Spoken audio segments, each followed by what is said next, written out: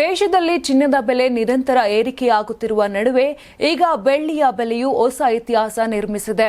1 KG ಬೆಳ್ಳಿ ಬೆಲೆ ಮೊದಲ ಬಾರಿಗೆ 2 ಲಕ್ಷ ಗಡಿ ದಾಟಿದ್ದು, ಶುಕ್ರವಾರ ಬೆಂಗಳೂರಿನಲ್ಲಿ ಕಿಲೋಗೆ 2,04,000ಕ್ಕೆ ದಾಖಲಾಗುವ ಮೂಲಕ ಸಾರ್ವಕಾಲಿಕ ಗರಿಷ್ಠ ಮಟ್ಟ ತಲುಪಿದೆ. ಗುರುವಾರ ಕಿಲೋಗೆ 2,01,000 ಇದ್ದ ಬೆಳ್ಳಿ ಬೆಲೆ ಒಂದೇ ದಿನದಲ್ಲಿ 3,000 ಏರಿಕೆಯಾಗಿದ್ದು ಹೊಸ ದಾಖಲೆ ನಿರ್ಮಿಸಿದೆ. ದಿಲ್ಲಿಯಲ್ಲೂ ಕಿಲೋಗೆ 2,04,000 ದರವೇ ದಾಖಲಾಗಿದೆ. ಬೆಲೆ ಏರಿಕೆಯ ಹಿಂದಿನ ಕಾರಣಗಳೇನು ಅನ್ನೋದನ್ನ ನೋಡೋದಾದ್ರೆ, ಕೈಗಾರಿಕಾ ವಲಯದಲ್ಲಿ ಬೆಳ್ಳಿಗೆ ಬೇಡಿಕೆ ಗಣನೀಯವಾಗಿ ಹೆಚ್ಚಿರುವುದು ಬೆಲೆ ಏರಿಕೆಗೆ ಪ್ರಮುಖ ಕಾರಣವಾಗಿದೆ.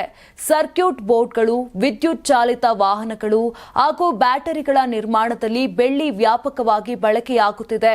ಜೊತೆಗೆ ಸೌರ ಫಲಕಗಳ ಉತ್ಪಾದನೆಗೆ ಅಗತ್ಯವಿರುವ ಬೆಳ್ಳಿ ಪೇಸ್ಟ್ ಬಳಕೆ ಹೆಚ್ಚಿರುವುದರಿಂದ ಬೇಡಿಕೆ ಮತ್ತಷ್ಟು ಏರಿಕೆಯಾಗಿದೆ. ದೇಶೀಯ ಹಾಗೂ ಜಾಗತಿಕ ಮಾರುಕಟ್ಟೆಗಳಲ್ಲಿ ಬೆಳ್ಳಿಯ ಖರೀದಿ ಹೆಚ್ಚಾಗಿರುವುದು ಬೆಲೆ ಮೇಲೆ ಒತ್ತಡವನ್ನ ತಂದಿದೆ.